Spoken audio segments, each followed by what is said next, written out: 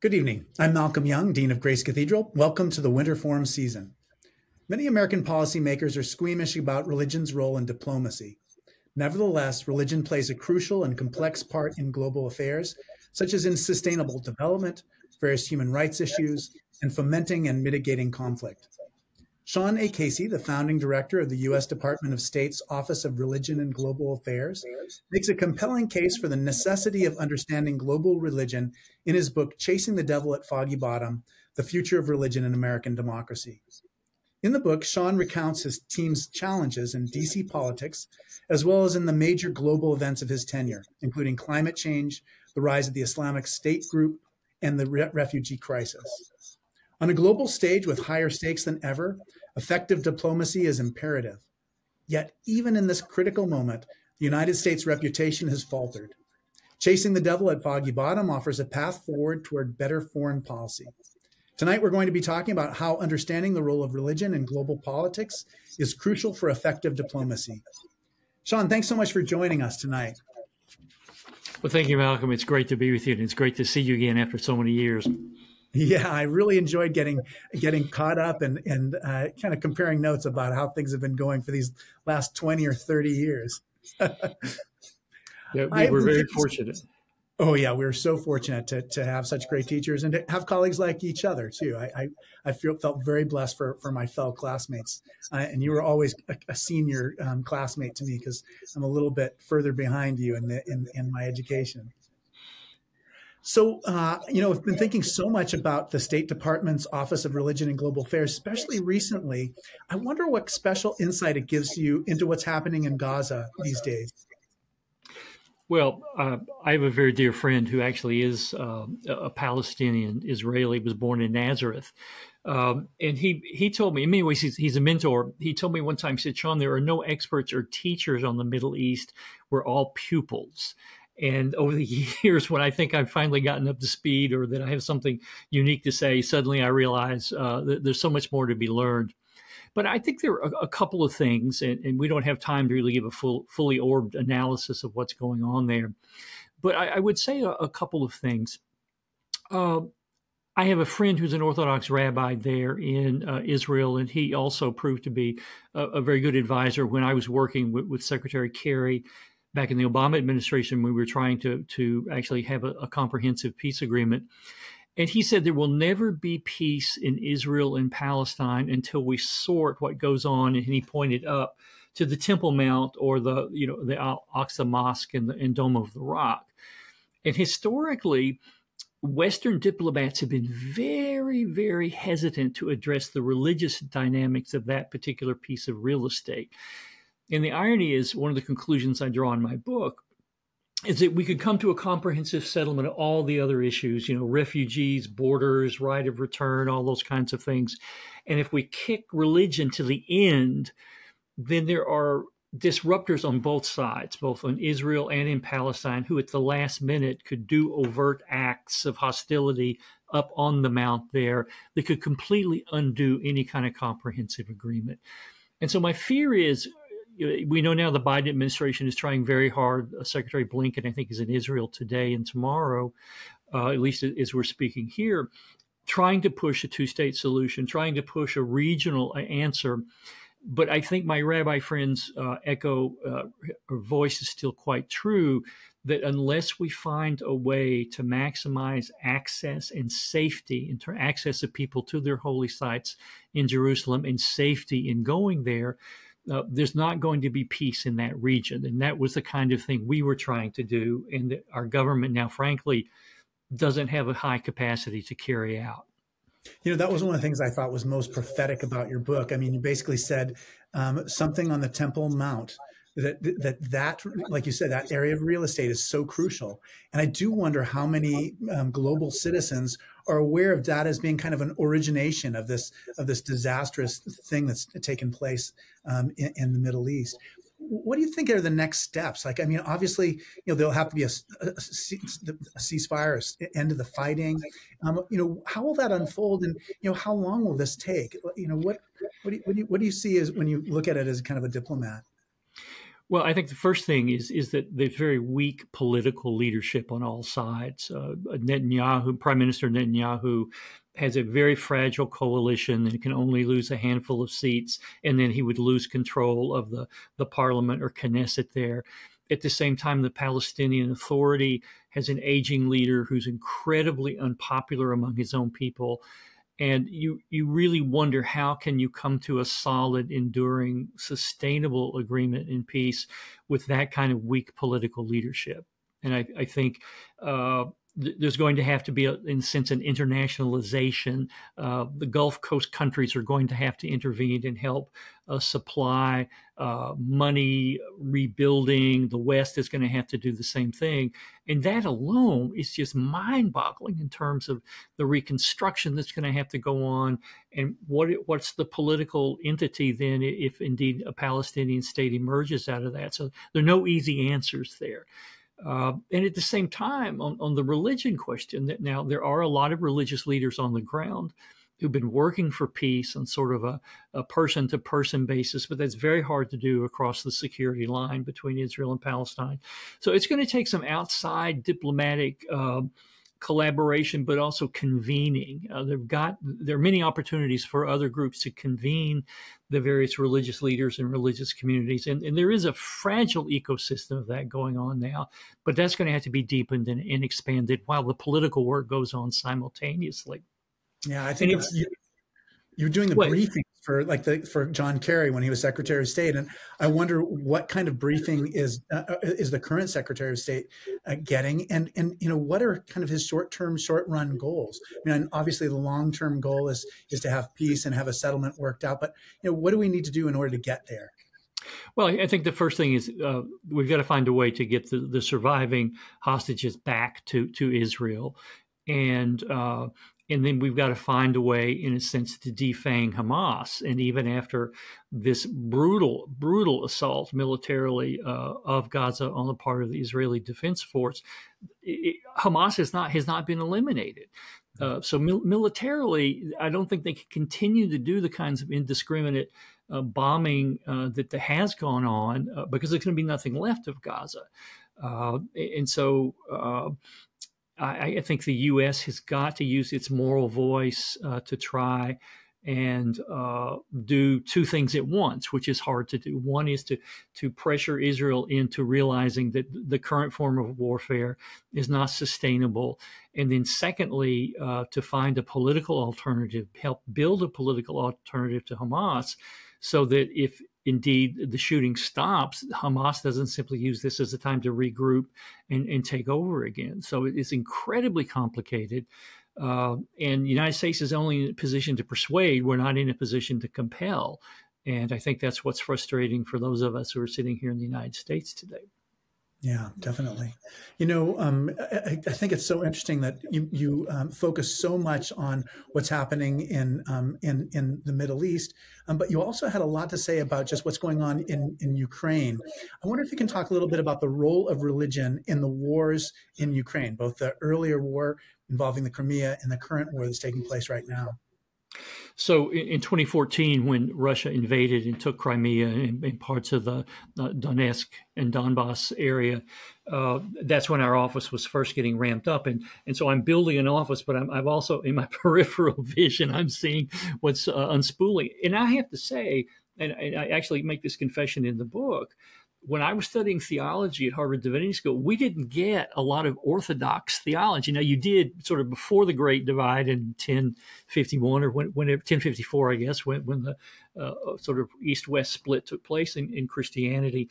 So I had to play catch up. Now, I'd studied ancient Christianity, Augustine and going back. But in terms of contemporary Orthodox theology, I'm embarrassed to admit I had read very little. So I had to get an education. I had to find tutors to help me understand the complexity between the various forms of orthodoxy in Ukraine. And there was the Russian Orthodox Church. Then there was the sort of indigenous Ukrainian Orthodox Church. And then a fairly interesting pluralism below that in terms of Christianity. You had evangelicals, you had some mainline Protestant types.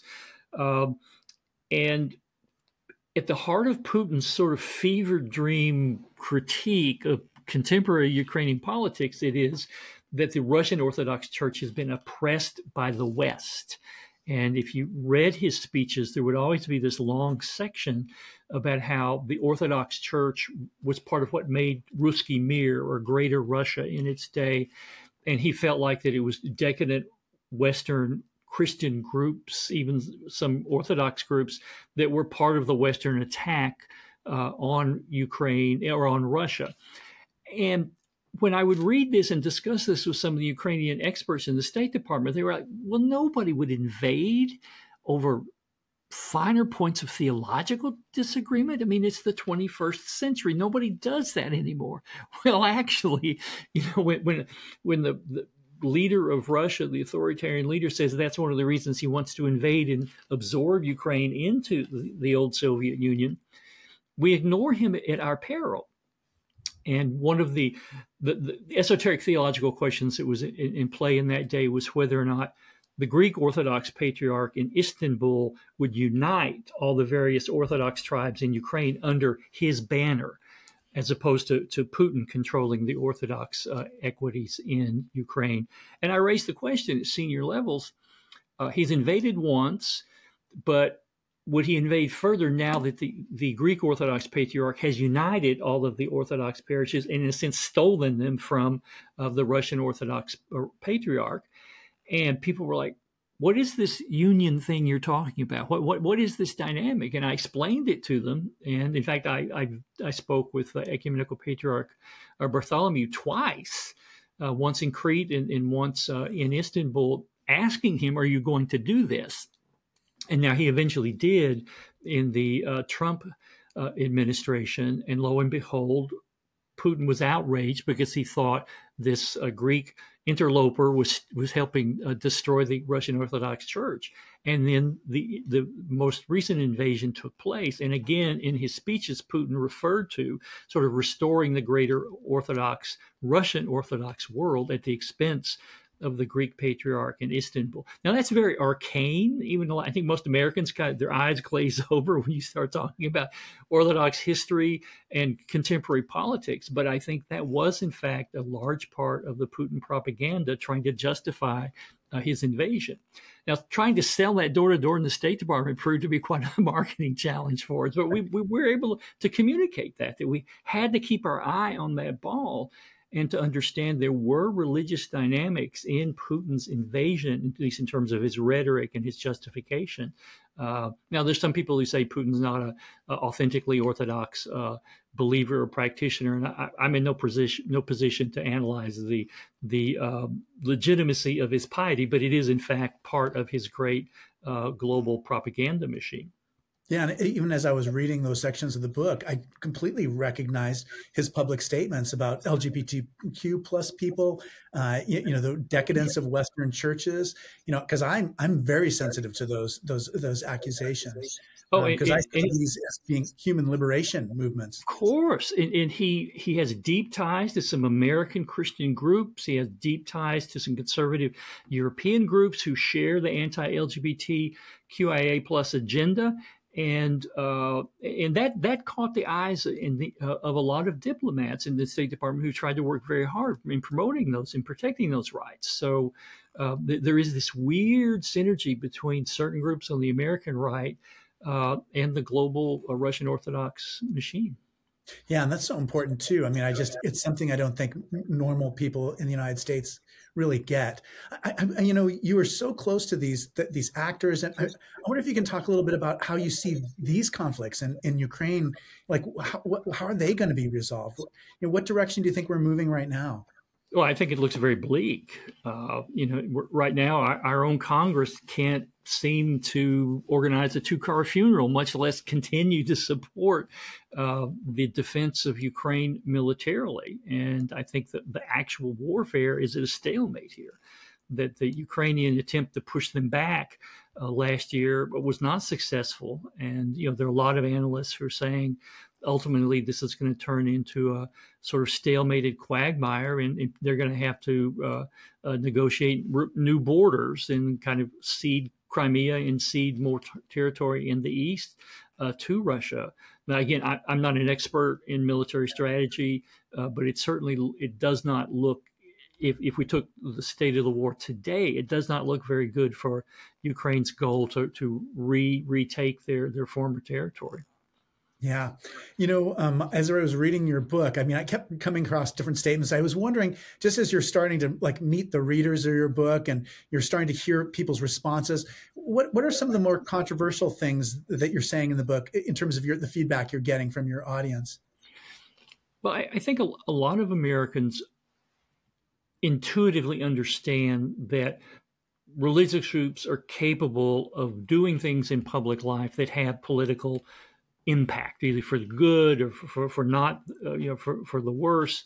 But they understand that religion is a complex thing. And now there were some people who said, "Oh my goodness, you guys in the State Department are going to be promoting a certain form of acceptable Christianity everywhere you went," and that always struck me as kind of funny because they didn't know who I'd studied with. They had not read any of my writings to this point. And, I'm deeply committed to religious pluralism. I'm not trying to promote any particular Christian tribe in the global public space or global political space.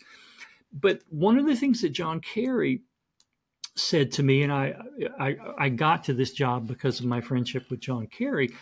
Kerry had traveled the world for almost 40 years as a U.S. senator.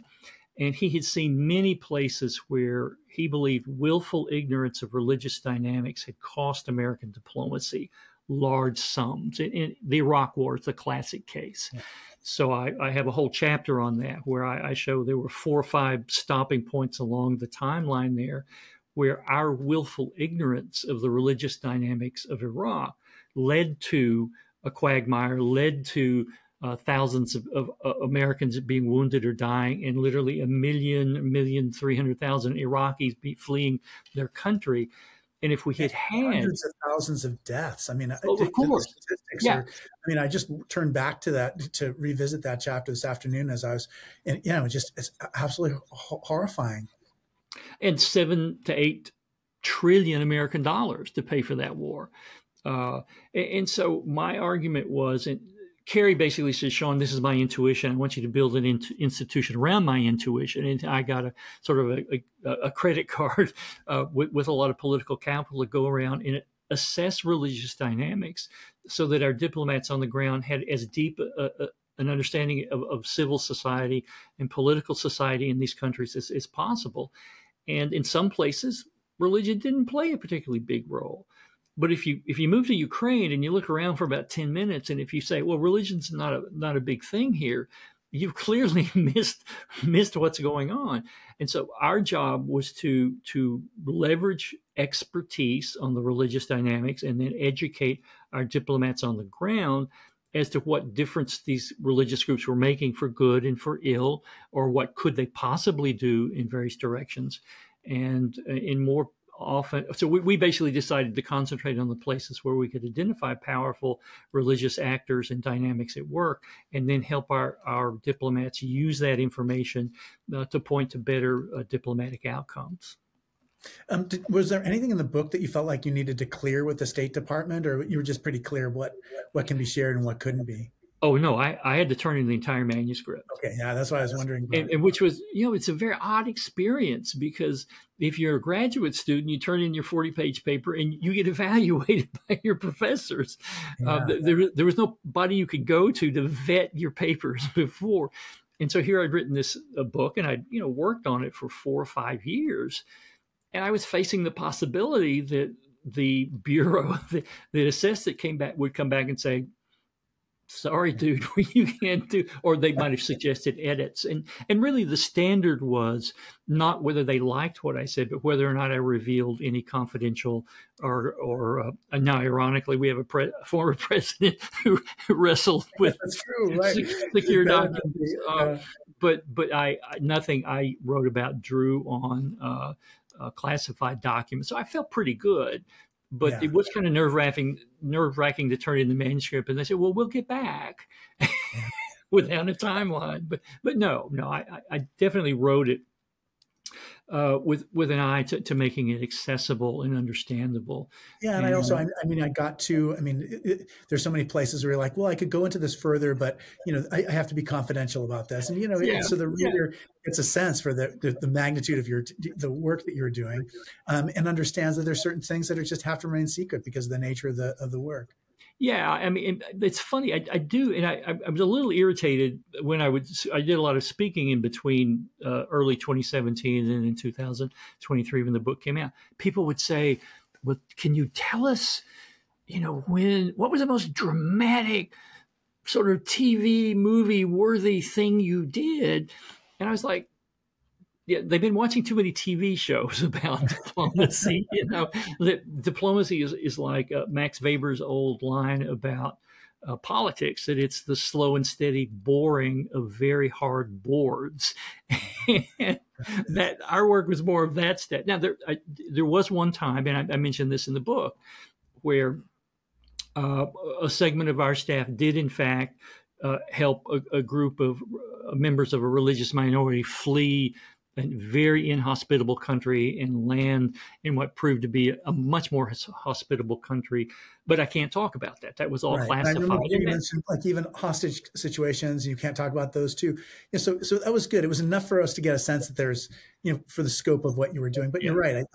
I think it's so important to just be educating people about those big religious questions that help us to not make mistakes in terms of how we interact with other people.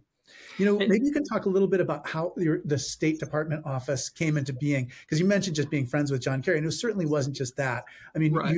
your academic preparation, and then the work that you did after your doctoral program had been completed. I mean, all of that led to this. But I would love to hear you talk about it, and especially with the idea of just like, there are other people are going to be listening to you who are entrepreneurs, and you're kind of a State Department entrepreneur. They may be entrepreneurs in business or in nonprofits or in other fields. Maybe you can talk a little bit about that, like what it takes to start something new and to find a place for it. Well, I met John Kerry in early 2005 after he had lost the presidential race in late 2024. And I have a dear friend, Mike McCurry, who many of you are familiar with. He was one of Bill Clinton's press secretaries, and he was on the board of the seminary in Washington, D.C. that I taught at. So I got sort of a free political education from one of the masters because he was on the board of governors. And in the last 6 weeks of that campaign in 2024, in 2004, I'm sorry, my timeline's off here. Kerry brought Mike McCurry on to run communications on his airplane because the campaign had not been doing a good job of that. And as you know, they lost. And McCurry's back in his office at his communications firm. And on Friday, after the Tuesday election in November of 2004, Kerry calls McCurry. And he's trying to process what went wrong and what he could have done better. And one of the things he says to McCurry is, I don't think I handled that religion thing very well. And McCurry, who's a master diplomat and communicator, paused a moment and said, well, Senator, I would not disagree with that analysis. And then Kerry asked him, well, what should I have done differently? And McCurry says, before I answer that question, let me introduce you to this crazy assistant professor friend of mine who's writing a book on the role of religion in the 1960 presidential race between Nixon and Kennedy. And lo and behold, a few weeks later, I'm sitting across the table from John Kerry, and I'm a nobody. I haven't written anything, and suddenly there I am, and we sort of developed this odd couple relationship because we come from two completely different backgrounds and symbolic universes. But he has an innate curiosity, and he's been a lifelong learner. And so I helped him write some speeches. We talked about religious dynamics in various theaters around the world. So I had stayed in touch casually with him between 2005 I'm going to interrupt you really quickly. What was your advice to him about the presidential campaign? Like, Well, because he didn't respond. His people. There was a certain Catholic cardinal in a certain part of our country who said if he comes to my town, I'm going to ban him at the communion rail. Yeah. Just very, very ugly. And the Conference of Bishops sort of said, no, calm down. That's not right. That's not the way to handle that issue. And all of his senior advisors, as I understand it, said, don't talk about religion. Don't talk about religion. And I said, I knew that he actually had a story. And I learned this after I began to meet him. He had a theological journey. He had a spiritual journey, but he never talked about it. Yeah. So if you want to see the speech he gave, Google Pepperdine University John Kerry speech, and you should find the text there of the speech that he gave. And I worked with him on that speech and said, if you have a story, you should tell it. You should tell how your theology, in his case, Catholic social teaching, shaped his values. And then finally, what difference did it make in terms of actual policy? And he gave that speech. And he came back just ecstatic, saying, Sean, I thought you were crazy when you told me I can do this. But I got a standing ovation from an evangelical college undergraduate audience. So that's when he realized he could tell his spiritual journey, not in a pandering way, not in a way to sort of ingrate himself into into communities that otherwise would despise him.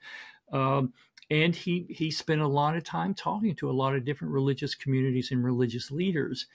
So when he landed at the State Department in January or February of 2013, one of the first things that happens to you when you become a cabinet secretary is an army of attorneys run at you and they say, Malcolm, here are 10 things you can do tonight with just a stroke of a pen. Here are 10 things you will never be able to do. So just scratch them off your list. And then here are 1,000 things where you've got open doors. And one of the things that Obama did in 2009, 4 years before this, was sign an executive order expanding the old Bush faith-based offices. And in that executive order, he authorized the State Department to launch a religion advisory office. And for whatever reason, Secretary Clinton never got it off the ground. So when the attorney told this to Secretary Kerry, Kerry interrupted him and turned to his chief of staff, who I'd known since 2005 as well. And he said, David, call Sean and see if he can twist his arm to come in and launch this office. Yeah. And so I was invited in. It took them about 20 seconds worth of arm twisting to convince me.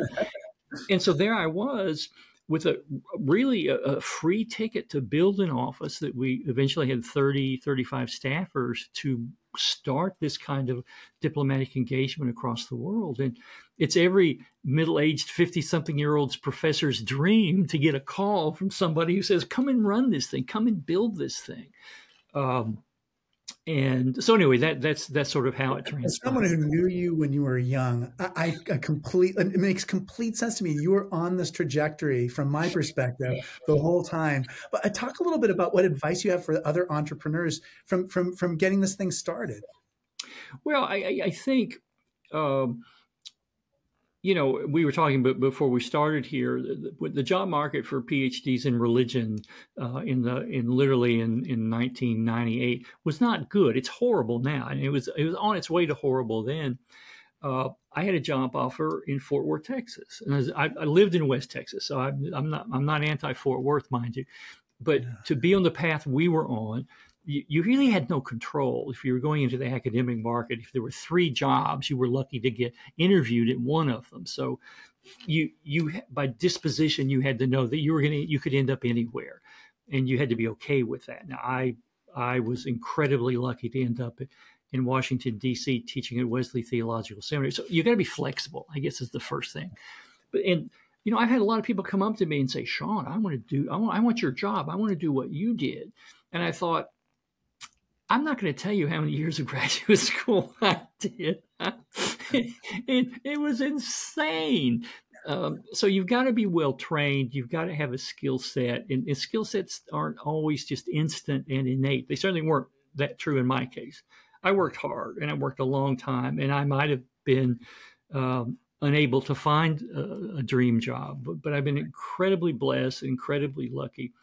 The other thing I will say is, I told the story about Mike McCurry introducing me to John Kerry.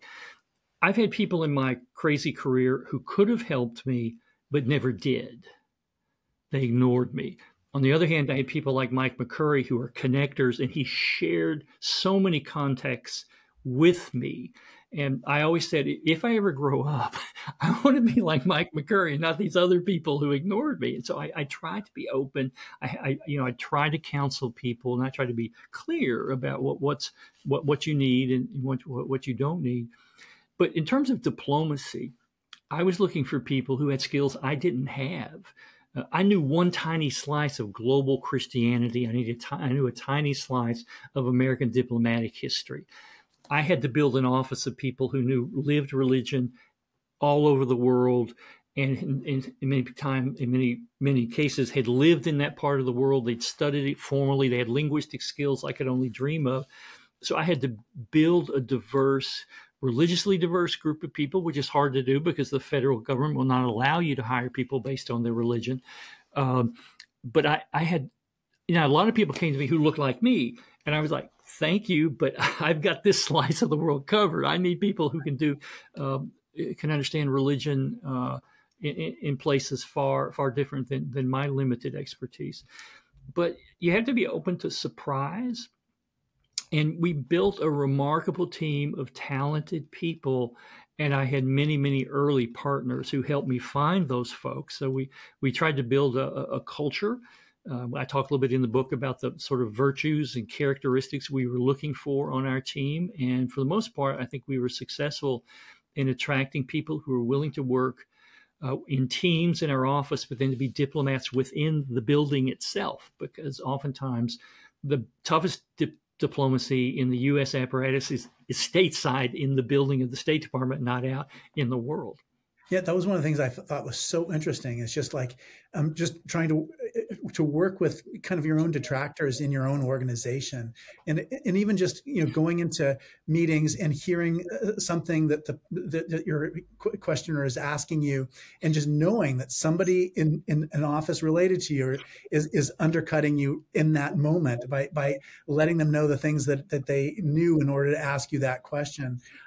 That was really, it's just people always ask me about politics in a cathedral, and I said, to accomplish great things. I mean, one person like you were writing great books by yourself, before, but I mean, what you can do when you're with other people is so much better, so much greater. You have a much bigger impact, but it always involves that politics. You can't get away from it. When human beings are working together, we do amazing things, but we also have that political aspect.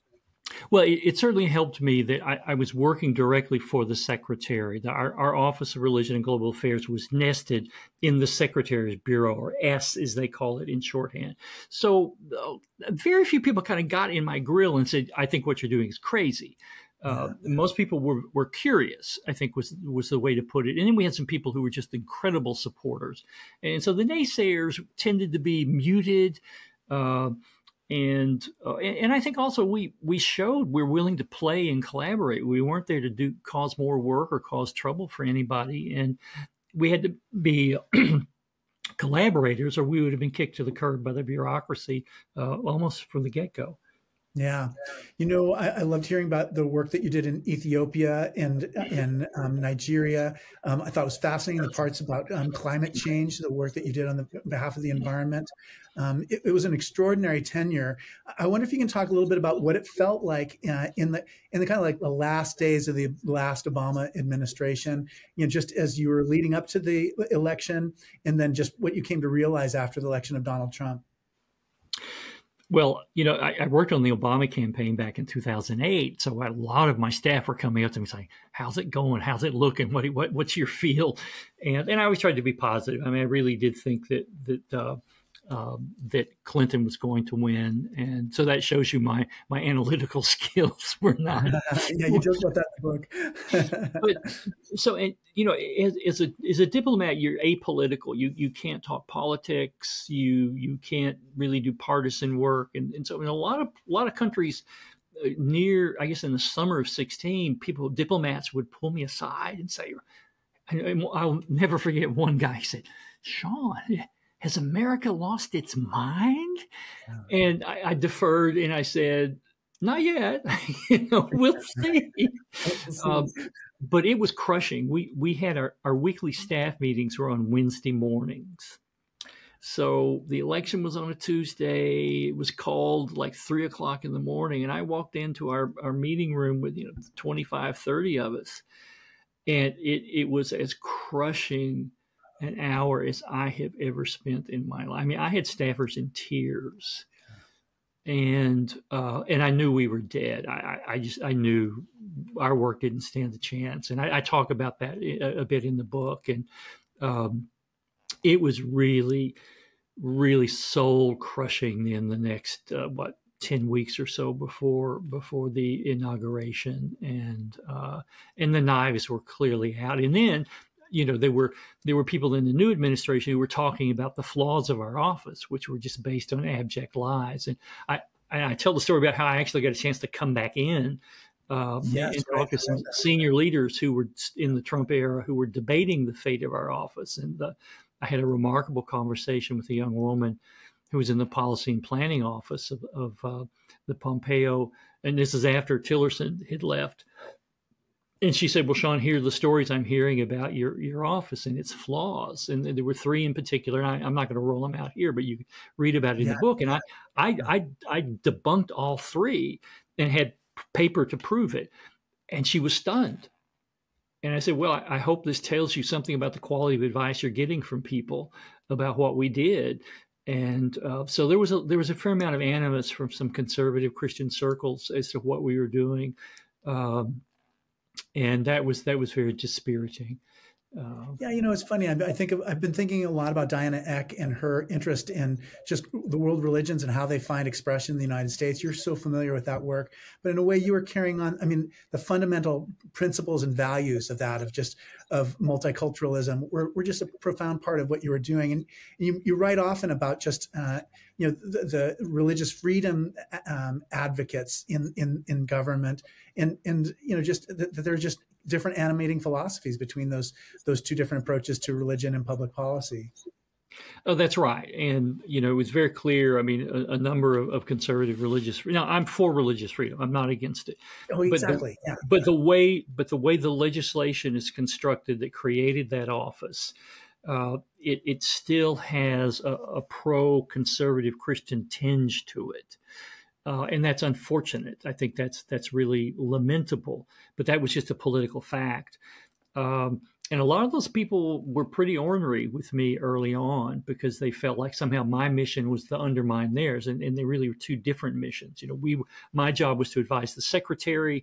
It was to equip embassies to engage religious actors and assess religious dynamics. And then it was also the third mission was to be the point of contact for any religious person, community, or entity who wanted to partner with the State Department on policy issues. They would come to us and see if we could point them in the right direction for some positive partnership. So it was a remit that far exceeded the remit of the Religious Freedom Office.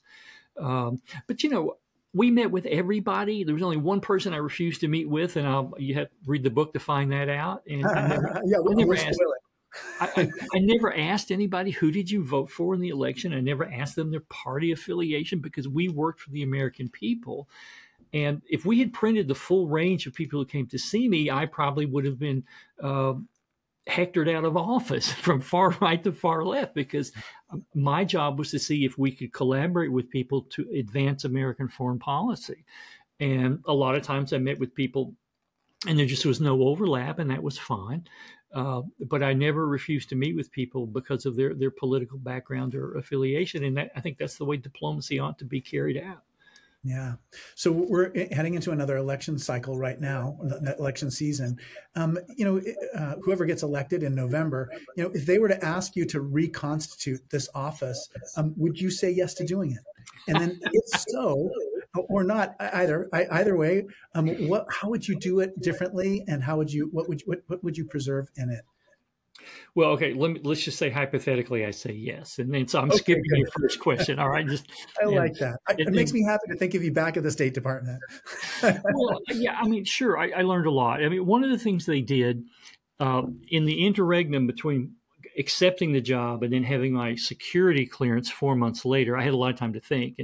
And my daughter, who was in early college, said, "Dad, how come it's taking you so long to get cleared?" I said, "You've lived the most boring life of any adult I know. It should be cut and dried." I said, "Thank you. I love you too."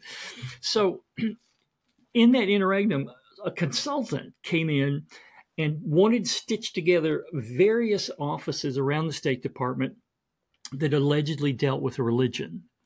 And so suddenly we had the special envoy to monitor and combat anti-Semitism under me, but that's now a full ambassadorial office. We had the special envoy to the Organization of Islamic Cooperation, which is at the moment defunct. And then we had the special representative to Muslim communities, which is also defunct now, all layered in under me. If I were to go back, or if I were to advise somebody as they set it up, I think those other special representatives and envoys should go somewhere else. I would hope that the special representative would be able to just have the heart that I had. We had 3 teams. We had a regional team. The State Department divides the world into 6 regions, and I had an advisor for each of the 6. That's where the heart of our best work was. I would preserve that, and I would beef up that staff. We had a team of people working on these cross-functional issues like climate and refugees and LGBT rights, things like that. I'd preserve that team.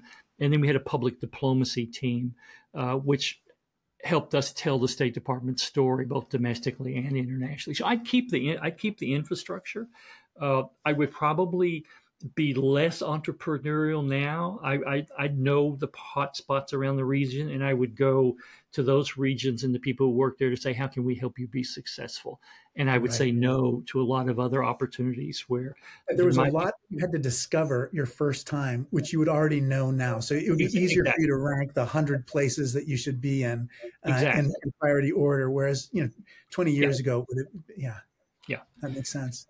So when you one of the things I loved about is just you connected with so many people around the world from so many different circumstances. What advice do you have for people who want to connect with people from other cultures? Like, do you have any rules of thumb for that?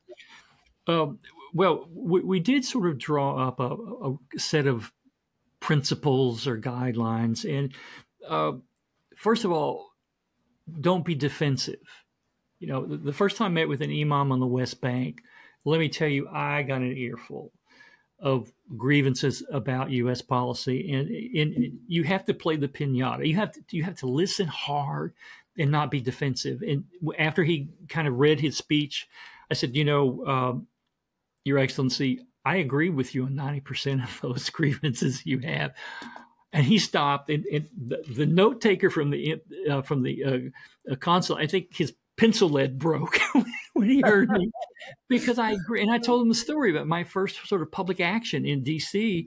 Was protesting the invasion of Iraq back in 2003. I said it was the worst mistake since Vietnam that our country has made.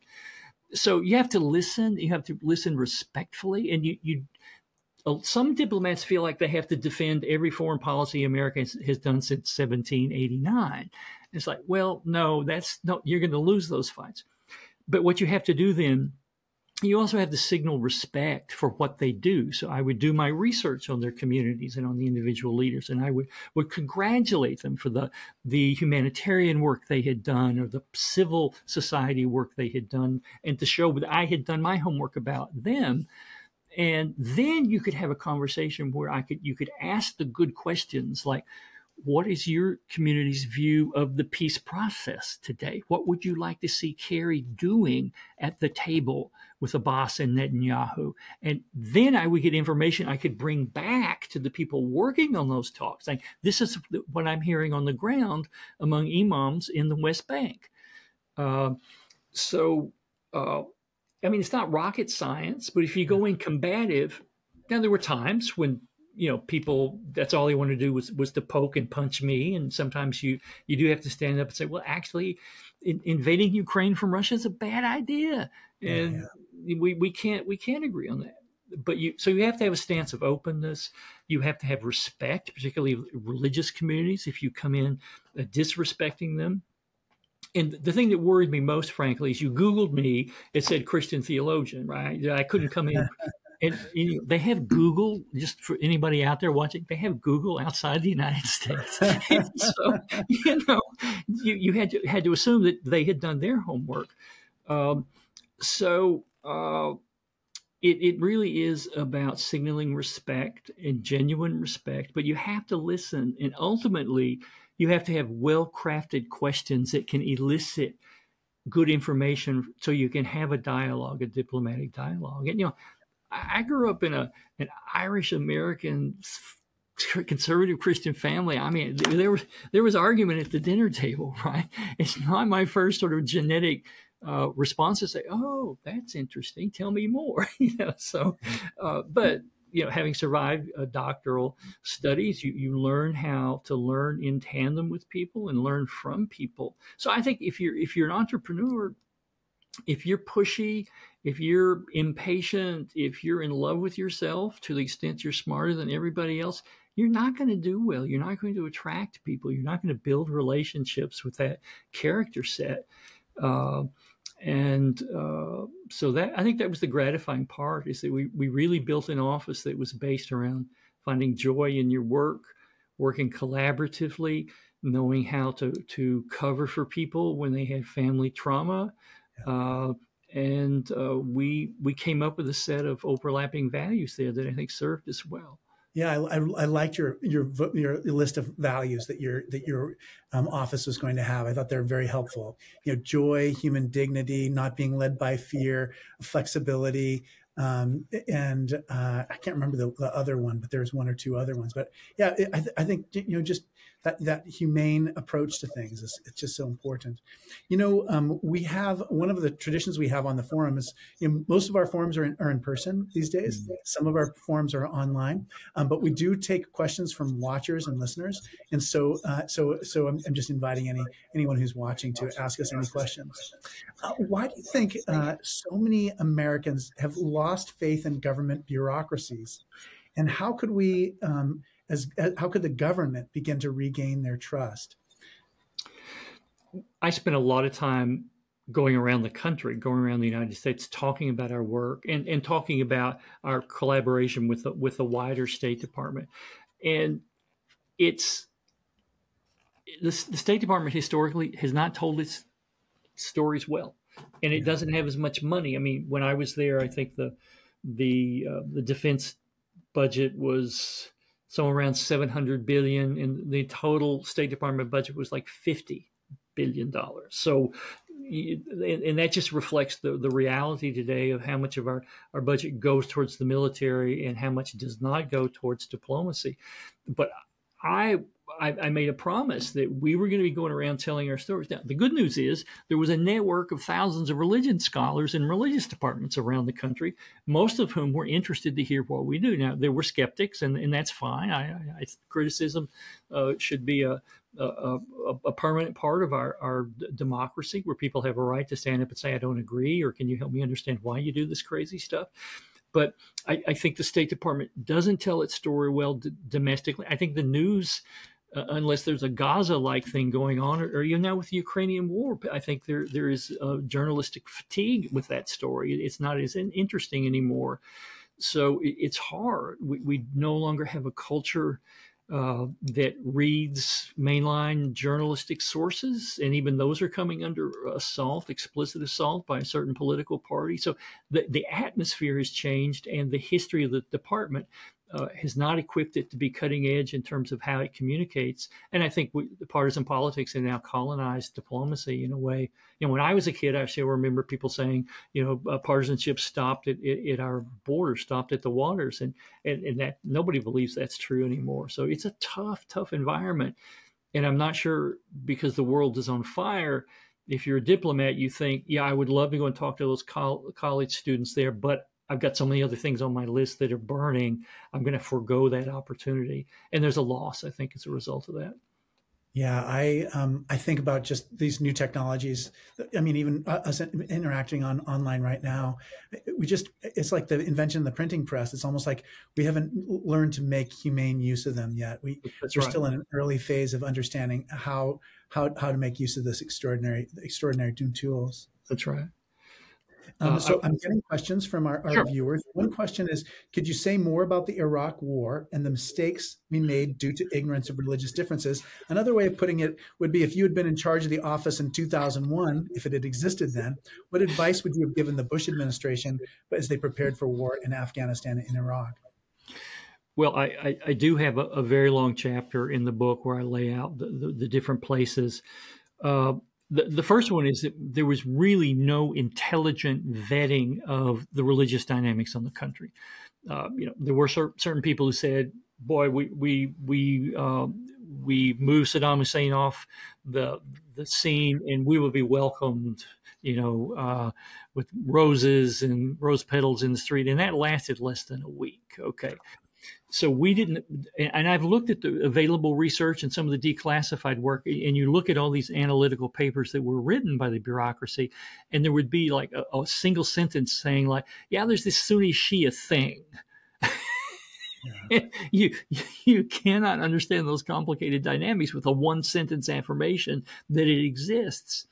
And then when the insurgency broke out almost instantly, we had no understanding. And I tell the story about how the leading Shia cleric, Ali Sistani, was literally not allowed to talk to Paul Bremer, who ran the Provisional Coalition Authority. And it's one journalist said, Bremer and his staff thought this was just another old man in a turban, and they didn't understand he was the most powerful religious leader, and he was wanting to help. The counterinsurgency doctrine that General Petraeus and others wrote had this absolutely incorrect view of so-called radical Islam, and saw it as a united global political movement, and did not understand the internal dynamics of that, and treated them as if they were a united sort of univocal entity, which nothing could have been further from the truth. So it was just a willful ignorance. Several places, when they wrote their constitution, we were writing the constitution for them, and we wanted there to be a separation of mosque and state. And there were some conservative Republican senators who were insisting on that, who simultaneously were saying that America's oppressing conservative Christians and they should be left alone. And so the ironies there are just sort of endless. So I think an office like this should be in a policy analysis capacity. And if they had done that work, I think that office could have said that here are a dozen reasons why we should not invade. Now, the office that printed that would have been shut down pretty quickly. So that's politically risky business. But there was evidence there to be assessed, and the Bush administration decided not to, and at times suppressed people on the inside and outside who were offering that kind of service. So Kerry used to say quite frequently, we ignore religious dynamics at our peril. And I think the Iraq War is the classic contemporary example of that. Yeah, thank you. Another question we have from one of our viewers is, what would you suggest we do if we wanted to encourage our representatives to take religion and democracy more seriously? Oh, that's a great question. I think you need to look at the composition of the Senate Foreign Relations Committee and the House Foreign Affairs Committee, HFAC. And if your congressperson or senator is on one of those committees, if a senator gets 6 or 7 letters on the same subject, they pay attention, because the volume of rational letters on things that are not in the headlines tend to grab staff attention. So look at who represents you in Congress and point them towards whatever your particular issue is. And if you happen to have somebody who's on one of those 2 committees, they are in a position to advise and shape the State Department. What do you see happening in a second Trump administration or a second Biden administration? Okay, well, yeah. I can't speak freely now politically. I think the fate of our democracy is at stake in this election. And in former President Trump, we literally have a man who's talking about weaponizing the White House to rain revenge on people he doesn't like. I think he was guilty of supporting the insurrection. I think the 14th Amendment, the 3rd section, overrules him from running again. Now, that may or may not be the conclusion of the Supreme Court. We'll see. So I think that's mayhem. I think that will be lost generation if our democracy is able to survive the 4 years. Now, and that's not to say that somehow Joe Biden, it's all going to be sweetness and light. The issues they're facing, and I think Israel, Gaza is at the center of that. And I think they're doing everything they know how to do to prevent a regional war. But it may be the case that the forces of opposition and chaos there are too high, that we may tip over into that regional war, and God help us if that happens. It's just almost inconceivable how badly that can go awry. I don't have the slightest idea what a Trump administration would do in terms of the facts as they are today, but I do believe that the Biden administration does have a clearer intent, what they're hoping to do to avoid chaos, avoid a global war, but to build a two-state solution. I'm under no illusions how difficult that's going to be. It's going to be very hard to govern this country, I think, in the next presidential term, no matter who wins or who loses. Yeah, that was one of the things you pointed out in the book too, just that the international climate was just getting so heated, and there were such pervasive challenges that it, that was a unique time to be doing this work. Yeah, that's right. So I think so much of what people understand about religion comes from the press, or comes from that kind of reporting. I wonder if you can talk a little bit about how you see the press handling questions having to do with religion, and what shortcomings you see and what strengths do you see in the American press's understanding of religion. Well, I think the ecosystem is shrinking. I think the number of religion journalists is eroding. I think there was kind of a golden moment there a decade or so ago where people were acknowledging in newsrooms that religion, in fact, was under scrutinized and not understood well. I think what we have today, we got some great reporters and some really exceptionally talented. I'm not going to start listing them because I know them all, and I'll get mail if I don't put the right people out. Yeah, but like with white Christian nationalism, for instance, which is a very big thing. I think journalists today are missing, and a lot of analysts are missing something very important. We have a lot of taxonomies where scholars tell us these are the traits, and 20% of the people who live in this county are here on this scale, and people are on different spots. But what people are missing is that I think there are two components of the rise of white, three components. If I can hold these three thoughts together, one is we have a presidential candidate who seeded the clouds, who is in fact historically unprecedented ways, cottoning the favor of these people. And that's, even with Trump loses, that's not going to stop. Looking for overt political action at levels historically unprecedented in our country. I don't think reporters fully understand that network, that connectivity between the Trump teams and Christian communities on the ground. I also think, in terms of actually generating more white Christians, there are two locations. One is online, and nobody knows how many people are radicalized into this ideological space online or face to face. And attacking it online is virtually impossible because of the size of the internet and the fact it's so decentralized. And frankly, our government doesn't have the ability, nor should it, to be going in and shutting down people unless maybe they're making explicitly violent actions as part of it. But where I think the real heart of what's misunderstood is this battle is going on in congregations in the white evangelical world. And I've spent a lot of time talking to people in those communities, and I've been talking a lot to progressive groups who are trying to mitigate these voices. And the fight is literally in the lives of clergy people. I know dozens of clergy people who are caught in these churches where they're feeling tremendous pressure from white Christian nationalists in their church, and they may even be a minority in their church. But in terms of volume, they're very influential.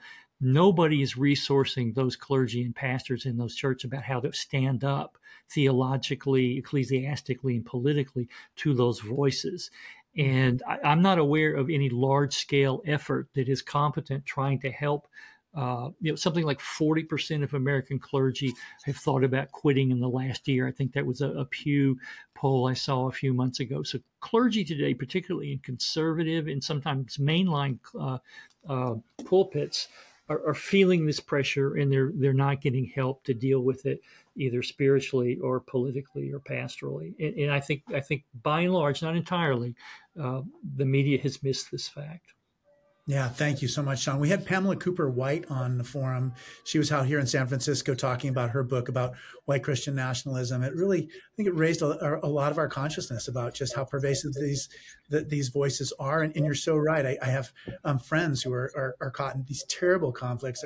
They're afraid of particular members of their congregations. And exactly. Yeah, you know, and what do you do? I mean, certainly we didn't receive a lot of training in seminary about how to address these problems, because they're you know, they have a different shape in our time than they did, you know, when we were being trained.